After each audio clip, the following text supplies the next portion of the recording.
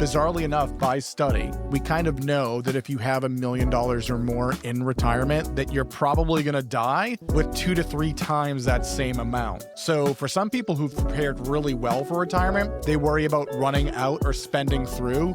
But in fact, the opposite tends to be true. They actually tend to get wealthier as they age. 2 to 3 times as much money when you die than when you head into retirement? Is that what you said? Correct. So if you retire with $1 million, you're expected to die with 2 to 3 million. How does that happen?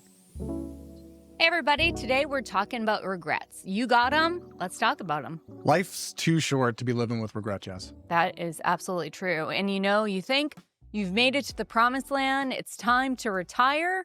And what could go wrong, right? Probably a lot.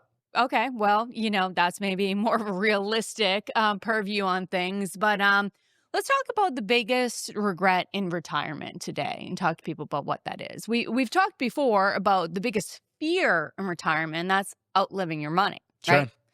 But what would you say the biggest regret is? People have a lot of different regrets when it comes to retirement. Oftentimes they waited too long to retire, or they didn't do a lot of thought in advance in terms of what they wanted to have retirement be like, or where they would be, or what they would be doing. But interestingly enough, there's been a lot of study on this, particularly through just interviews or polling the audience, if you will. I know that they've asked a lot of people in their 80s towards the end of their retirement, hey, if you could do this all over again, say go back to your 60s and retire afresh, what would you do differently? And for the longest time, just people have kind of more or less said the same thing. And that is they wish that they spent more money. Wow, that's super interesting because, you work for so long, you have that steady paycheck that's coming through every week. So you know where the money's coming from and paying all the bills. But then, when you retire, you might be a little bit more apprehensive about spending that money, right? Yeah, there's a couple preeminent reasons that people don't spend the money. One of them has to do with how much money it is that you have. So say as an example, you have less than $1 million, which is true for the vast majority of people preparing for retirement. If you have less than $1 million, you have to really mind your P's and Q's, as they say. That's not a ton of money. There could be an emergency. You could have all sorts of health problems. And so you need to kind of really guard that money just to make sure it's there as dry powder, it's available. And so people will spend what's absolutely necessary, but they usually feel a little bit guilty digging a little bit deeper, right? They don't want to go spending what they could need later. Things change a little bit, though, if you have, say, $1 million or more. Bizarrely enough, by study, we kind of know that if you have $1 million or more in retirement, that you're probably going to die with 2 to 3 times that same amount. So for some people who've prepared really well for retirement, they worry about running out or spending through.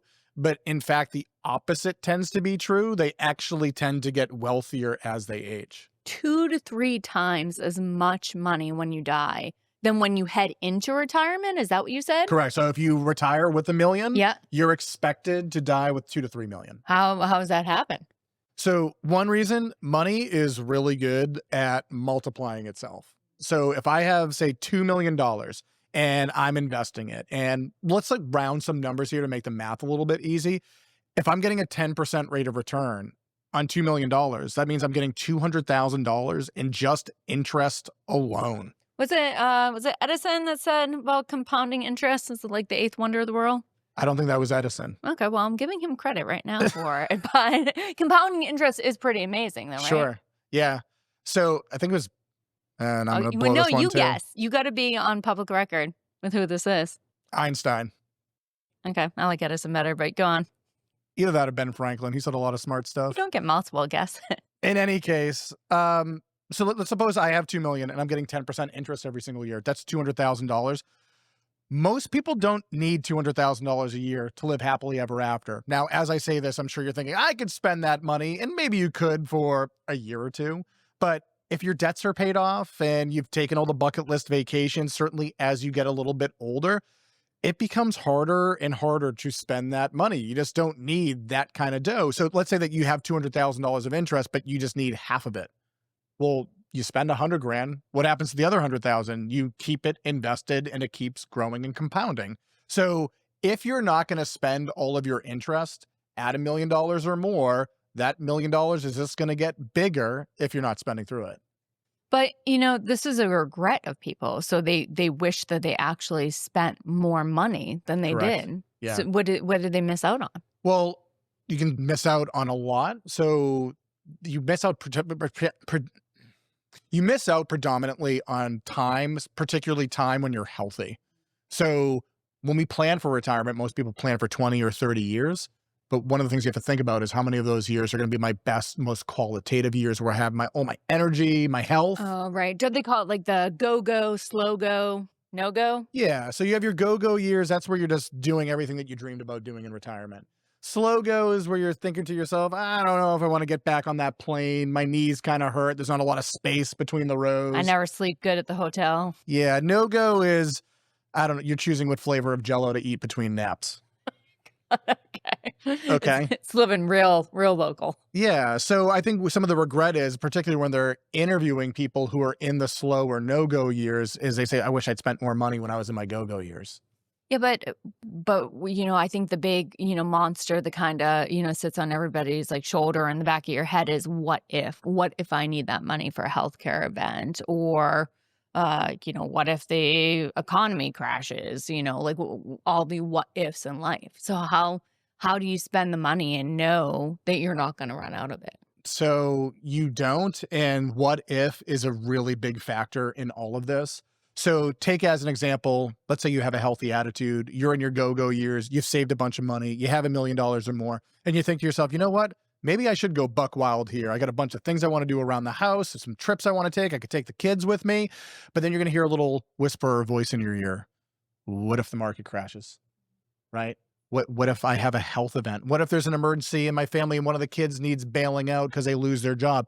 When you have that thought, what if, it makes you pretty reluctant to spend freely. You think, I might need that money tomorrow, so I won't spend it today. But if you rinse and repeat that enough times, sooner or later you wake up, a decade or more has gone by, you're in your 80s, you're being interviewed by somebody from AARP or wherever these, kooky questions are coming from. What is your biggest retirement regret? Probably Family Feud, I imagine. Reader's Digest, maybe. Yeah, okay. It's better.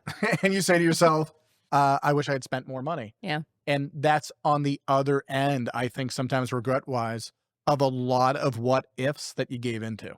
Yeah. Well, I mean, hindsight's 2020. Like, obviously, like if you're towards the end, you're gonna know how much money like you could have spent. So, I can only imagine that proper planning takes like some of the what ifs out of the equation. Yeah, I think the mistake a lot of people make is confusing retirement planning with retirement living. So planning, that's what you're doing on your spreadsheets. Do I have enough money saved? Do I have the right types of investments? Am I in a good spot? Have I thought about all the other what ifs that need consideration? But then the living part, that's the hard part. People don't like spending what is finite. You're not working anymore. You're not saving anymore. So dipping into that cookie jar can feel a little bit wrong or weird, but you have to have some confidence in order to do it. Because again, tomorrow isn't a promise. It itself is a what if. So what we would do a lot of times with our planning is talk to people through these very issues to try to get them that confidence and find the balance between being prepared for tomorrow, but maximizing what you're doing for today. Right. I mean, that's part of the Arcadia way, and that's what we help our clients do around here. So if you're trying to bridge that gap between being prepared financially, but also being prepared to make big decisions when the time is right, that might be the time or the reason to give us a call and get in touch. See you next time.